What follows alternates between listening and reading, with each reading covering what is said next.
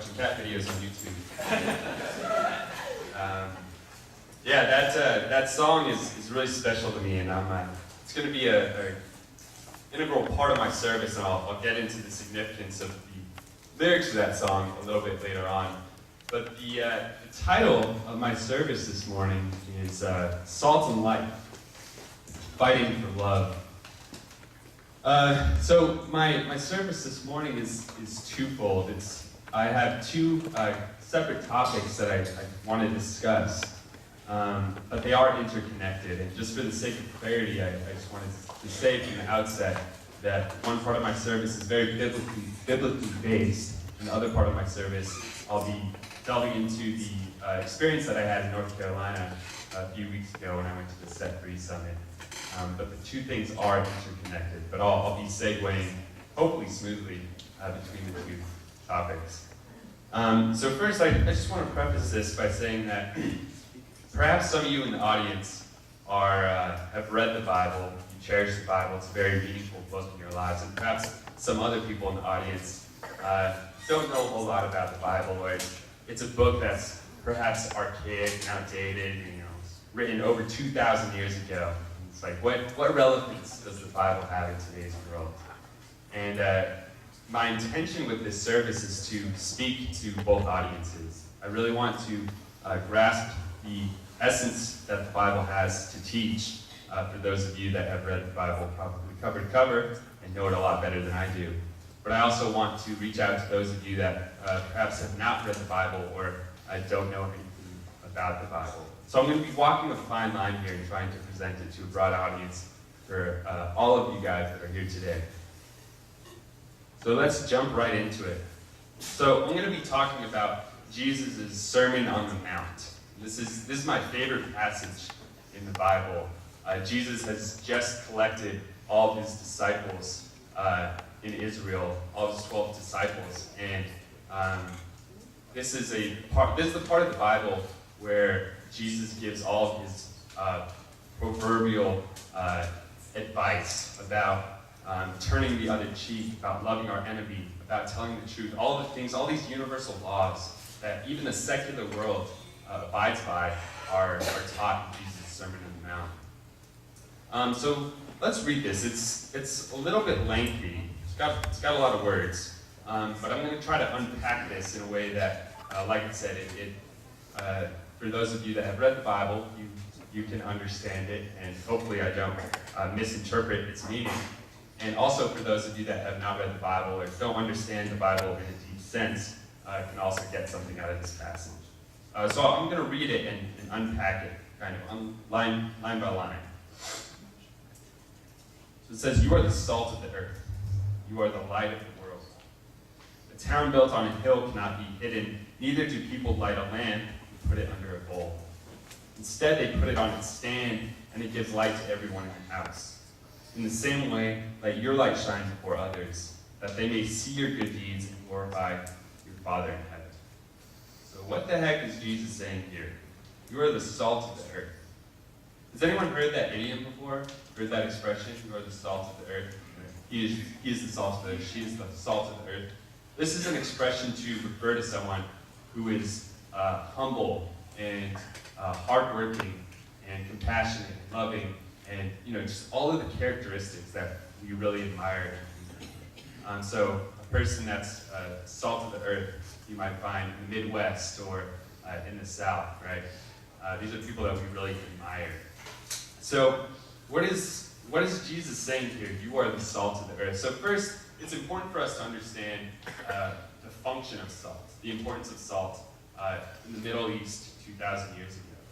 So salt was a valuable commodity in the Middle East 2,000 years ago. It was used to pay Roman soldiers. And actually the word salarium is the word that would derive the word salary from. And so the word salarium in Latin means salt, and because salt was very valuable 2,000 years ago. So there are three main functions that salt serves today, but also in the Middle East 2,000 years ago. So the first function of salt, it acted as a preservative, right? So 2,000 years ago, they didn't have the 20th century technology that we have today of refrigeration.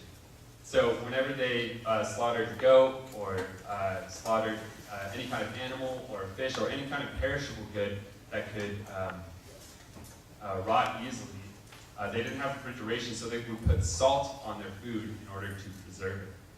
Secondly, salt acts as a flavor enhancer. So it's kind of funny. A couple weeks ago, I was cooking ground beef with our new youth pastor, Juliana. We were cooking for Slam, and we were going to make some really good spaghetti sauce. And we were cooking this ground beef, and I was like, Juliana, let's put some salt on it, just to flavor it up a little bit. She's like, just salt? Like, what? No, we need to throw some cumin and Italian seasoning and all these other things. And we kind of had this little argument about what would be better, and she won the argument. And we ended up putting a lot of different spices in it, and it ended up being really good. But the point being, salt is such a simple compound that we can add to our foods to make it more tasty. So it's a flavor enhancer. And thirdly, what is the last function of salt? Salt is a melting agent. So we know all too well here in the Northeast that we get copious amounts of snow, more snow than some of us might ever wish for. And luckily, we have a functioning government that bulldozes snow out of the roads so we can drive. But the dangerous thing about snow is not the snow itself, but the layer of ice that it leaves underneath the snow. So after the snow is bulldozed out of the roads, there's often a thick layer of ice that needs to be melted. So how do we get rid of that ice? We put salt on it, and it acts as a melting agent. So just to recap, salt is a preservative. It is also a flavor enhancer, and it acts as a melting agent. So how does this relate to us? How are we salt? When Jesus says, "You are the salt," what is he talking about here? So I think what Jesus is instructing us to do here is to be preservatives. What does that mean for us to be preservatives? Does anyone have an idea, a thought? Kind of an enigma. Yeah, that's sure, absolutely. Yeah, Mr. John. Keep tradition. Keep tradition. Cool. Julianne? Making a standard of life. Absolutely. Awesome. These are all absolutely correct. So I think when Jesus instructs us to be the salt of the earth, or we are the salt of the earth, he's instructing us to be preservers of that which is right. We live in a world where there's kind of this moral decay, right?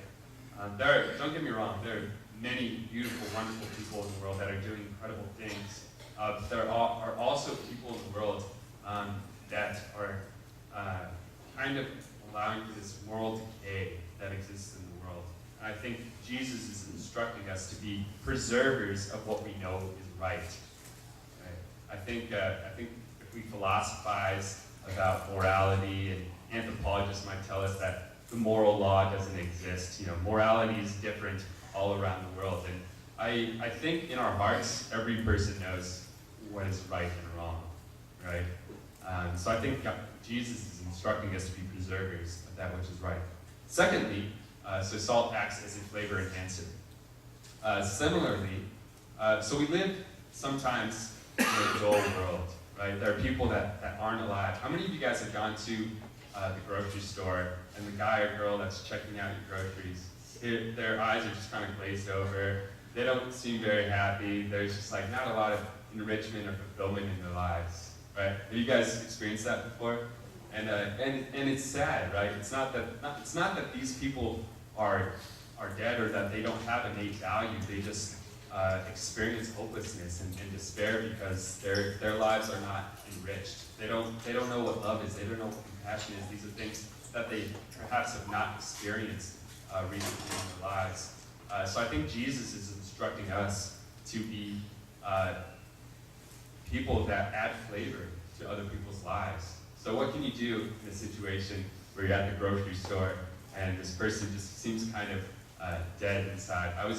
I remember, I have a fond memory when I was on NGA with Sam Orman. We were shopping for groceries, and this lady was checking us out. And Sam, just being the human that he is, that's genuinely interested about people and their lives, Sam just so sincerely asked this person, how are you doing? Like, what is your life like? And there's just like this 3 or 4 minute interaction between Sam and this person. And this person really came alive with Sam just asking them questions. So Sam, in this instance, was being adding flavor to this dull person's life, and I thought that was really special. Similarly, I think we can all do this in our own lives. We can inject flavor or throw salt on into people's lives to make things richer. So thirdly, salt acts as a melting agent for ice, right? So this kind of relates to the first function of salt being a preserver. So we live in this world where there's some morally hazardous roads that we walk on, right? So I know for me, I was at school the other day, and I was in line to get food, and I was listening to I wasn't eavesdropping, but there were people behind me having a conversation, and the content of their conversation was just really negative. Just being around that kind of energy really kind of sucked the energy out of me, and it made me curious about what is the state of the world, and how does that have to do with the way that people are relating to the world. And so for me, there's kind of been a lot of secular circles, and I don't want to paint with a broad brush here and say that all secular people are bad and people are don't have good morals. But in a lot of secular circles, there's this moral decay. And I think that Jesus is instructing us in this section to be agents that melt the morally hazardous ice on the road, so to speak. So that's the first sentence. Go unpack the first sentence. And the rest is much more succinct, I promise you. So let's reread the rest of the passage. You are the light of the world. A town built on a hill cannot be hidden. Neither do people light a lamp and put it under a bowl. Instead, they put it on its stand, and it gives light to everyone in the house. In the same way, let your light shine before others, that they may see your good deeds and glorify your Father in heaven. So I don't know if this doesn't appear to be as metaphorical to me. I think this is pretty straightforward. What Jesus is instructing us to do here is to come alive. And this is really a lesson that I learned on NGA from Uncle Jeff, is that our purpose, the reason that God made us, is to be creators, right? Is to be creators of our own lives, not to be dull and mediocre, right? I don't think God makes a jump. I don't think God makes us to live mediocre lives that are mundane and boring and not filled with adventure and learning and experience. So I think it's pretty clear the second half of the passage that Jesus is instructing us to come alive and to be the humans that He created us to be. So, with that said, this concludes this section of my service, Salt and Light. So I implore you guys, and actually this is a little bit an explanation of all the things that I just said, in case that you forgot or forget. There's a lot there just in that first sentence. But yeah, this concludes the first part of my service. And I implore you guys, so during the week, I hope that you guys can bring this into your lives. I hope that you can think about this whenever life gets trying, whenever you're at work and your coworkers are difficult to deal with, or you're at home and you have babies crying, things are getting difficult. I hope that you can understand and think that you are the salt of the earth and you are the light of the world. And for me, when I'm in difficult situations, this helps me kind of come alive and recognize that I am a child of God. And my purpose is to be powerful, and I can create my own reality. So I think that's a really powerful metaphor that Jesus presents to us in the Sermon on the Mount. So this concludes this part of my service, and I would like to make a smooth segue into the next part of my service. So, as a lot of you guys know, I went to a summit in North Carolina at the beginning of April called the Set Free Summit. And this was a summit to discuss the topic of pornography. Boom. Pornography. Why did I put baby on there? That's the face that you make whenever you hear the word pornography in church, right? Perhaps some of you guys, your stomach tenses up a little bit, or it's something that's uncomfortable, right? This is a taboo topic. Nobody wants to talk about pornography, but the reality is pornography is seeped into every nook and cranny of our lives, and it's something that's really corrosive and is doing a lot of damage to us individually and societally. So I'm gonna talk a little bit about pornography. I hope all of you guys are open to this discussion, and if you get too uncomfortable, then you're welcome to close your ears or do whatever makes you comfortable. But I think it's really important for you to hear. So first, I just wanted to define what pornography is. The academic side of me came out and doing some of this research, and I'm really into language and understanding the etymology of words. So the word pornography comes from the Greek word porneia, which means sexual immorality, prostitution, or adultery. And there's actually a lot of scholarly dispute about the actual definition of the word porneia, but that's not important for the sake of this presentation. We'll just say that it means sexual immorality. So pornography is any image, any picture, any statue, advertisement, writing, video, etc.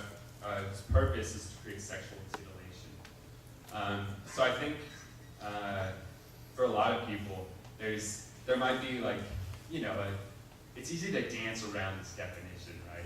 You might be looking at a Sports Illustrated model Sports Illustrated magazine that has images of people in bikinis or swimsuits, and this is normal.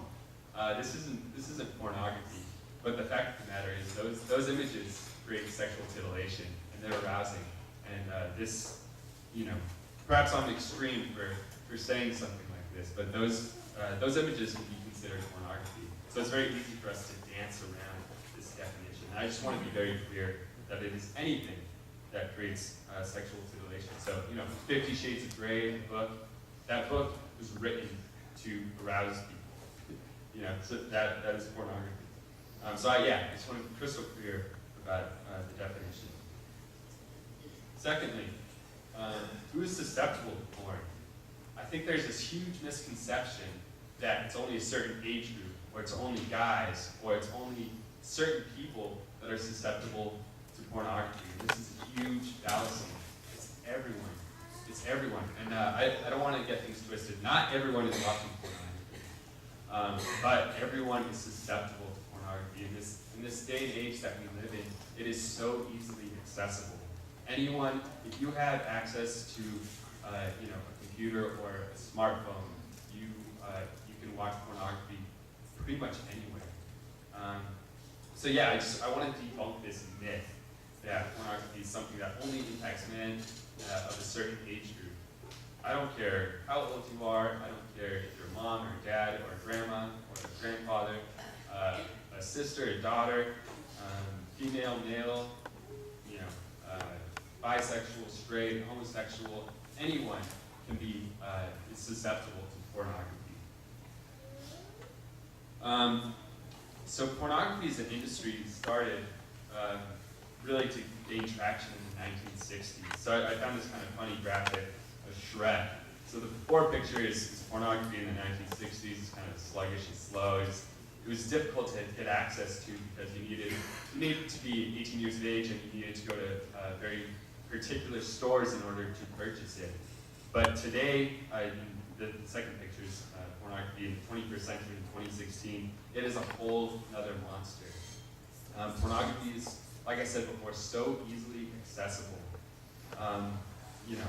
Wireless internet is accessible nearly everywhere. We have a device in our pocket that can stream hours of porn for free.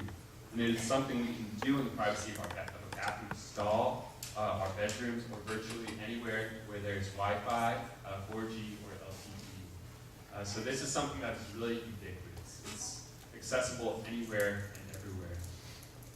So I think it's good to be cognizant of that.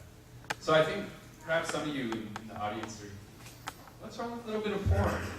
It's something that I, maybe indulge in every once in a while, but it's not something that's a huge deal. What's the problem?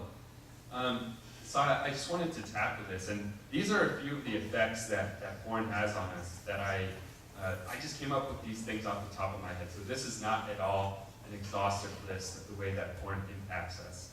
But these are just a few of the things that I came up with. So porn, first of all, porn perverts our perception of what sex should be like. So whenever we watch pornography, we're having give and take with this thing on the screen that is totally fictitious. This is a made-up scenario.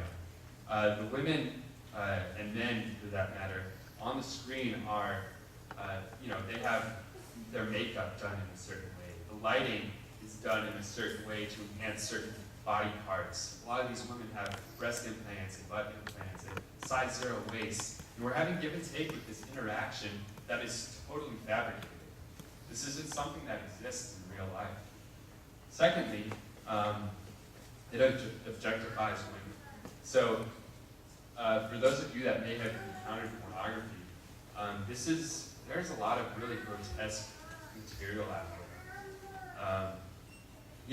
A lot of the stuff that they have on these porn sites, this is not intimate, loving, intercourse that people are having. This is intercourse that is meant to degrade women, to subjugate women, and to fulfill men's desires. It is not at all about the woman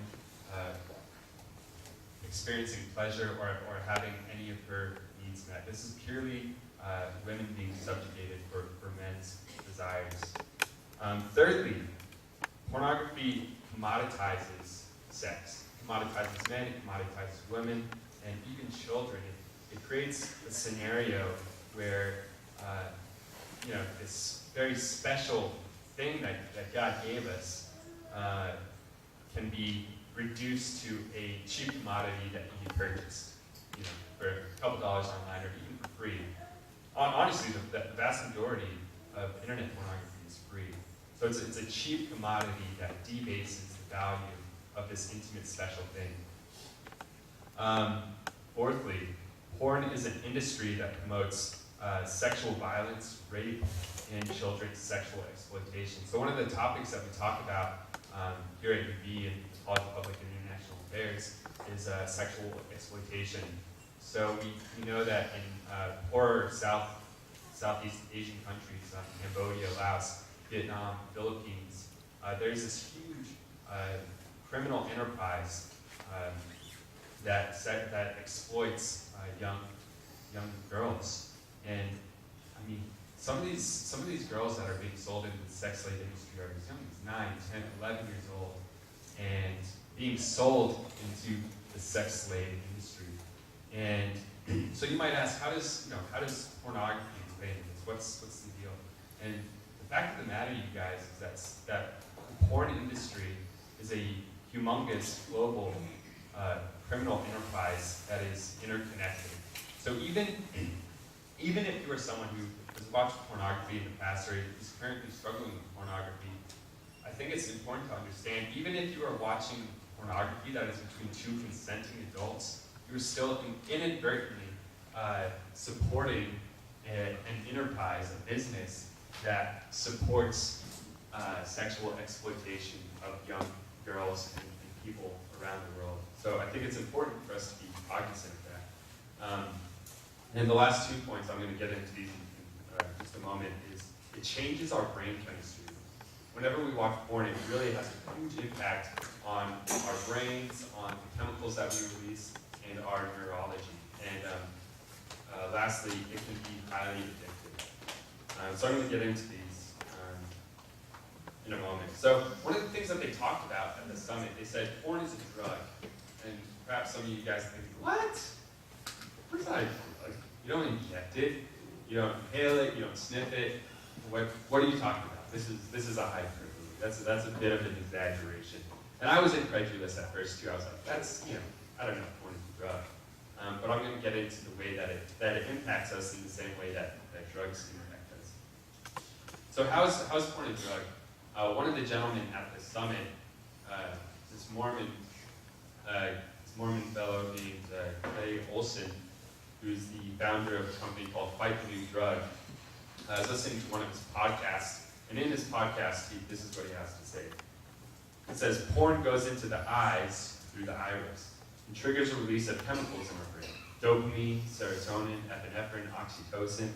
These are natural chemicals that our body produces as a reward system to reinforce behavior that enhances our likelihood for survival, reproduction. So for instance, if you're really hungry and you see some food, our mouth waters, and your body creates a minuscule amount of dopamine and serotonin and these other chemicals in order to reinforce that behavior because it enhances your likelihood of survival. When you do drugs or look at pornography, your brain is overloaded with these chemicals. After you keep looking at porn, your brain gets used to this high amount of chemicals and builds up a tolerance. And those images that once gave you a rush just don't have the same effect. It not only takes more of it, but it takes a more hardcore version of it. Your brain becomes dependent on a rush of chemicals and literally rewires itself to think that's normal, and so you cannot function without it. That is addiction. The same process happens with cocaine and heroin. So this is what happens whenever we watch pornography. We watch pornography, and the chemicals in our brain are released in order to reinforce that behavior because our body thinks that we're having sex, right? So these chemicals are not inherently bad. Our body is supposed to create these chemicals in order to reinforce good behavior. But what happens with pornography is when you watch pornography, you're not monogamous in pornography. You don't watch one video of two people. When people use pornography, there are millions, hundreds of millions of videos that they have access to that they can flip through until they find whatever suits their fetish. So this is really having a huge impact on our brains and what we perceive to be, good sexual behavior. So on top of that, there's this thing called the Coolidge effect. That once you watch pornography, your brain needs a more hardcore version of it in order to create the same level of the same amount of chemicals. So perhaps you start off with something that's not extremely hardcore. Perhaps you start off with something that's innocuous and relatively tame. But in order to get that same rush several weeks down the road, you need to find something that is more titillating. You need to find something that is, creates a stronger chemical response in your brain. So as you can imagine, this has a profound impact on the way that we view actual sex. So if you're a married person and you're watching pornography, the way that you interact with pornography is going to be much different than the way that you interact with your spouse. And so this is something that I know, research and data has showed us that men that watch pornography, women that watch pornography, it severely impacts their marriages.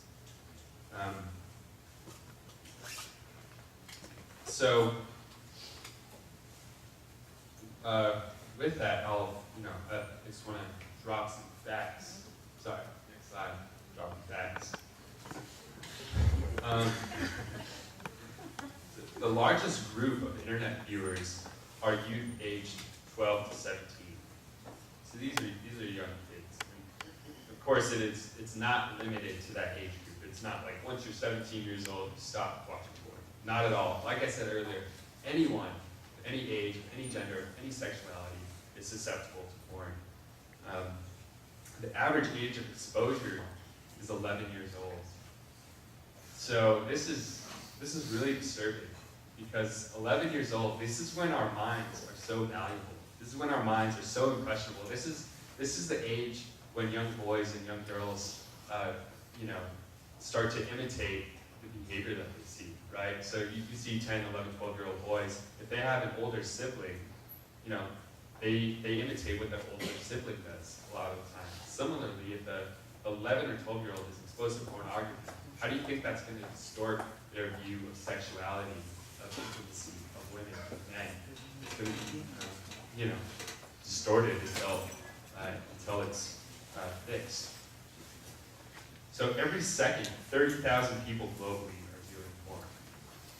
Now, 30,000 people are watching porn. Now, 30,000 people are watching porn. Now, 30,000 people are watching porn. So this is extremely pervasive, extremely widespread. It's happening all over the globe. Now, just, you know, in that sentence, 120,000 people can watch porn. It's crazy. And just to further my point that this is not something that only impacts men, 30% of porn viewers are women. So I don't want to throw the baby out with the bathwater here. I think there's this huge misconception that porn is only something that impacts men, that affects men, but this is a fallacy. Women are impacted by it too. Now, we know statistically men are more impacted by pornography than women are, but we can't forget that women are also impacted by this. So I'm going to go back to some biblical references. So in 1 Corinthians 10:13 it says, "No temptation has overtaken you except what is common to mankind." So what does that mean? What does that mean? So if there are some people in the audience that may have struggled with pornography in the past or are currently struggling with pornography, know that this is not something that only impacts you. You're not alone in this. And I have to be honest with you guys. I'm 25 years old. I'm the youth pastor of Bridgeport, or not anymore, got Juliana and Nikolai now. But for years, I struggled with pornography addiction. And just in the last few months, it's been something that I've been sober from. But this is something that is really highly addictive, and it is something that afflicts men and women all over the world. So no, if you're in the audience and you're feeling perhaps shame right now, or you're feeling some sense of degradation or whatever it is, know that you are not alone in this, and know that there is hope. So the scripture goes on to say, "And God is faithful. He will not let you be tempted beyond what you can bear. But when you are tempted, He will also provide a way out so that you can endure it." So what does that mean? That means that there's hope. I know for a lot of people that have tried to overcome pornography, it's been something that perhaps they have several weeks or several months of sobriety from, and then they fall right back into it. That's because it is an addiction. It is something that really, a lot of times, not always, but most of the time, requires counseling and a methodological approach to overcome. So there is a way out of it. For those of you that have religious reservations against pornography, and also for those of you that just want to quit because you know that it's not something that affects your life, there is a way out. And another point that I want to point out, just to show furthermore that pornography is addictive, is really a drug, is as someone that has used pornography in the past, every single time I've used pornography, it has not enhanced the way that I feel. In the moment, we are so entranced by the idea, by the 5 seconds of pleasure that pornography gives us. We think that this is what we really want and this is what we're searching for. But every single time, invariably, that I've used pornography, I felt disgusted and shameful afterward. Yet, I've gone back to it in the past, right? So for us to indulge in a behavior that we know doesn't make us feel better, yet we keep going back to it, if that's not addiction, I don't know what is.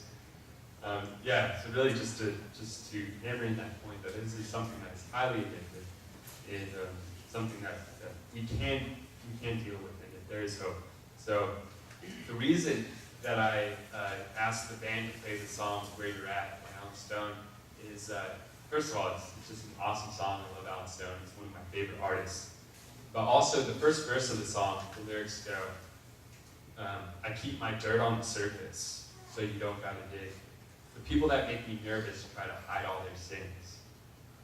So I think, especially in church communities, we try to be perfect, right? We expect that everyone in our congregation is perfect, without flaws, that we don't struggle with things. But we know, every single one of us knows, we struggle with something, right? We are flawed human beings, all of us. And that's okay.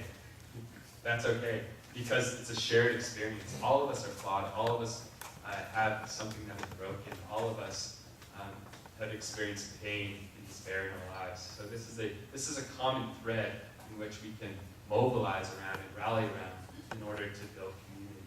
So the Bible reinforces this point time and time again that we shouldn't conceal our flaws. We shouldn't conceal our sins. It's really important for us to be open and transparent and honest with each other.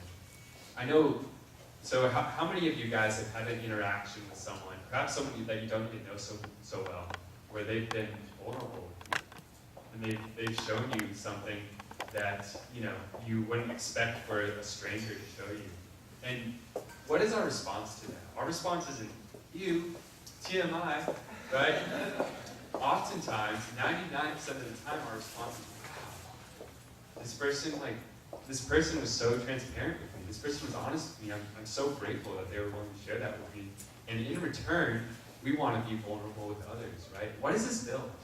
This builds community. This builds true relationships, authentic, meaningful relationships between people. So I want to drive home this point that pornography, although it's this insidious thing that has creeped into every nook and cranny of our lives, this can really be something that we rally around to build community, and fight against this thing, and really stand for what all of us are longing for. And that's intimacy, true intimacy in our relationships, in our platonic relationships, as well as our intimate relationships with our spouses, right? So I think this is a really special gift, actually, from God, something that we can rally around to build true community. So again, the Bible supports this, and perhaps some of you guys out there, what's with all the Bible quotes? I just want to drive home this point that confessing your sins, or confessing your flaw, perhaps you don't like the term sin. It's not something that you dive with or connect to. But the reality is that we all have flaws. We all have things, we all have vices that we struggle with. And for us to talk about these things with each other really enables us to build true relationships and to build community. And I think that's incredibly powerful.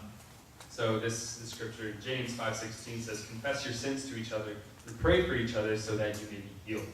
The earnest prayer of a righteous person has great power and produces wonderful results." So maybe there are some of you in the audience that don't connect so much to prayer. Perhaps some of you have never prayed before. Perhaps some of you pray every single second of the day. I know we have some prayer warriors in the audience today. As I was walking into the building, and Betsy Orman, I bumped into her and she said, "Stephen, I was praying for you in your service." And I was like, "I know you were. Of course I know. Betsy." And I know there are some other prayer warriors in the audience, and Betsy has talked about Dr. Ward and Mrs. Ward just being really powerful or powerhouses of prayer. So if you're a person that doesn't connect with prayer so much, but someone else does, you can, even if it's something you don't believe in. I don't believe in the power of prayer. It's made up. It's wishful thinking. Whatever it is, if someone else has the belief that they can empower you with prayer, what harm can it do for someone else to be sending, good energy your way, right? What harm can it do? So I implore you guys, if this is something that you struggle with, even if you don't connect to prayer, there's some really powerful people in this community that can pray for your healing and your ability to overcome this thing. All right, so what's the solution? Love is the solution. And I think this is something that is. Oh yeah, there's this funny cartoon. These are parents and they're telling their kid, "Of course we love you. You're our tax deduction." So Proverbs 17:9 says, "Love prospers when a fault is forgiven."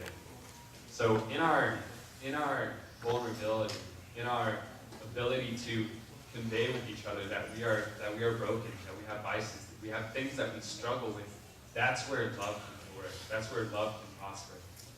And I know for me, I told my parents when I was about 19 or 20 years old that pornography was something that I had been struggling with. And my parents were really awesome. They handled it so well. They were totally loving and passionate and asked me how they could help. And unfortunately, it wasn't a conversation that we continued to have. I think a lot of people have this misconception that the porn talk or the sex talk it's a talk, a singular moment that you have with your kids, but pornography is such that it's habit forming, it's an addiction, it's something that needs to be talked about and brought up on a frequent basis until it's totally eradicated from our lives. So for those of you out there, statistics would tell us that 80% of the audience has been impacted by porn or is currently impacted by porn in their lives. So I just want you guys to know, just to reiterate this point, that the struggle is real and you are not alone. This presentation is not to condemn you. This presentation is not to make you feel bad about yourselves. This is not a presentation to make you wrong. This presentation is here to tell you that you are not alone. And this is something that I have struggled with. This is something that I'm sure a lot of the people in the audience have struggled with. And there is an answer. There is healing. There is love and acceptance that is available to you. So if you struggle with pornography and wish to stop, please tell someone. Tell someone this is not something that you can white knuckle your way out of. This is an addiction that needs to be tackled with tactfully, right? So this is very, very few people are able to white knuckle their way out of pornography addiction. It's very difficult to do. So what are some things that we can do in order to overcome this thing? So the first thing, the most important thing, is to tell someone. Tell your parents. Tell your spouse if you're married. Tell a pastor, a mature friend. Someone that is going to enable you to overcome it and not enable you to continue. I know I made the mistake when I was 17 or 18 years old. My church community, I'd gone to a workshop and we discussed pornography, and they said this is something that really impacts us in a negative way and it's something we should overcome. And I went back home to my secular community of friends, and I had a conversation with them, and they were enablers of pornography. They told me it's not a big deal. It's just something okay, like, oh man, you're those religious wackos. They don't know what you're talking about. Talk to someone that is going to enable you to overcome this and not enable your destructive behavior. I think that's really important. Talk to someone who will empower you to overcome, not enable you to continue. Secondly, get accountability.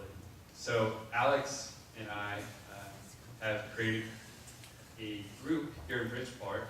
We have a really awesome name. It's really original. It's called the Bridgeport Men's Group. And our intention with this group is to talk about this thing on a regular basis. So we meet every Thursday from 8:45 to 9:30 at Carson Hall. And we have our first meeting. We had 14 very brave and courageous and authentic, amazing young men come and talk about the way that pornography has impacted their own lives and impacted lives of people that they're close with. So each week we come together at Carson to talk about things that trigger us, things that help us overcome, some strategies that we can use in order to overcome this thing, and it's really powerful. So if you are a man in this community that has this struggle, I encourage you, come to our meetings on Thursday at 8:45 at Carsonson, or you can talk to Alex or I after the service, so we can really tackle this thing. We want to empower you. We want you guys to feel awesome about yourselves. We want you to live awesome, empowered, authentic lives, right? So this is once again, this is not to condemn you. This is not to make you feel bad about yourself. This is not to make you feel wrong. This is something that we want to do to enrich your lives, and I hope that is what you guys understand in this. There's a women's group in the making, because as I said, 30% of porn viewers are women, so women also need counseling. We can't forget this.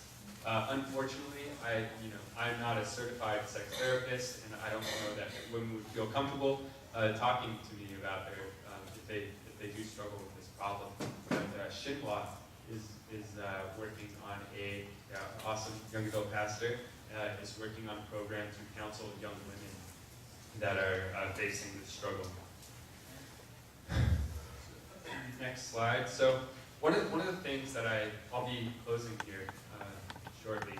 But if you are a parent or you are a spouse and one of your children or if your spouse has the courage to approach you about this struggle, it is absolutely imperative that you approach this with love and understanding and compassion. I know a lot of parents, or a lot of people in the past have approached their parents about this, and the parents' response is anger. Their parents' response is making them wrong. The parents' response is making them feel bad about it. And if you're a parent and that's your approach, that is only going to have your child harbor hostile feelings towards you, and it's only going to perpetuate the problem. So it is really crucial that we approach this with love and understanding and steps for us to overcome this thing, rather than being met with anger and disappointment. So I just want to close with giving you guys some resources on how to take this thing on. So there's this really cool website called Pure Mind Online. It's not puremindonline.com, it is puremind.online. That is the website. This is a website developed by one of our awesome first gen. I don't remember the gentleman's name. John Williams. This is a really professional website. It has forums about pornography. It has videos on steps that we can take to overcome pornography. It has software that you could purchase to put on your device to block pornography from entering any of your screens. There's Candio, behaviorchange.com. This is another website with very similar resources. And one more website is covenanteyes.com. This is a website where you can purchase software that blocks any and all pornographic images that come onto any of your devices. So they've developed this really sophisticated algorithm that is able to tell whenever any pornographic image comes onto your screen. So, just like I said, porn seeps its way into every nook and cranny of our lives. So perhaps we're watching a YouTube video or Game of Thrones, our favorite Netflix show, and all of a sudden there's a really explicit sex scene that comes on. These algorithms are able to block your screen from allowing you to view those images. So some of you guys might be thinking that is a huge invasion of my privacy, and that's not something I want to do. So if you don't wish for software to have that much access to your information, then you can utilize some of these other resources. But if pornography is something that you've continually struggled with, and one of those things that can be incited by just about anything, then I think having a software like this can be very conducive to having you overcome your addiction. So once again, I just want to drive the point home that this is an awesome gift that we have to have this conversation. This is an opportunity for us to create new relationships in our lives. So I know that I have a past with pornography, I have a past with other things, and whenever I was able to come clean with my parents about these things, my relationship with them changed. For so long, I held everything in, didn't tell my parents anything, I lied to them, I was so disingenuous, and there was just no authenticity in the relationship that I had with my parents. And being able to come clean to to them about my addiction of pornography kind of opened the floodgates to everything else. And now I have an awesome relationship with my parents. I love them. The catalyst behind that was me telling them about my pornography addiction. Similarly, for any of you guys out there that may struggle with this, or anything for that matter, and maybe you have people out there that are addicted to cigarettes or are addicted to drugs, opening up the conversation is the first step to building new relationships in our lives. So I think in that light, this is something that is really special and something that we can really be grateful for, and that we're able to form these new ways of relating to each other. Amen? Amen. Cool. Somebody is too much struggle. Come to me. I have very sharp knife, and I have a nice hammer. Don't struggle. All right. Break your family. Come to me. Have a knife or a hammer. All right. I don't know if we need to cut anything off. I think that's a literal interpretation of Scripture. Jesus said that if your left hand causes you to sin, then cut it off, and if your right eye causes you to sin, then pluck it out. But I think he was speaking in parables, and just really telling us that if something causes us to sin, then we need to address that thing. Too much, cut it right off. Anyway, so that closes my service, and please join me in prayer. Dear God, dear Heavenly Parent, thank you so much for this opportunity to open up this conversation, for this community to come together and to talk about this thing that is difficult to discuss. We're so grateful to have people in this community that are so willing to have this conversation and to bring to light this thing that is corrosive. And I pray that out of this, Father, out of our transparency and out of our honesty and our vulnerability, that we can form new relationships that are authentic and deep and meaningful and bring new meaning and purpose to our lives. I hope that this presentation was something that people can bring into their week whenever the week gets difficult. I pray that people can know that they are the salt of the earth and the light of the world, and to know their innate value, that we are all created in your image, that we are all invaluable sons and daughters of you, our Creator. I pray that we can remember these things throughout our week, and that we can be empowered to live enriched, meaningful, purposeful lives. I pray these things in all our names here. Amen and Haju.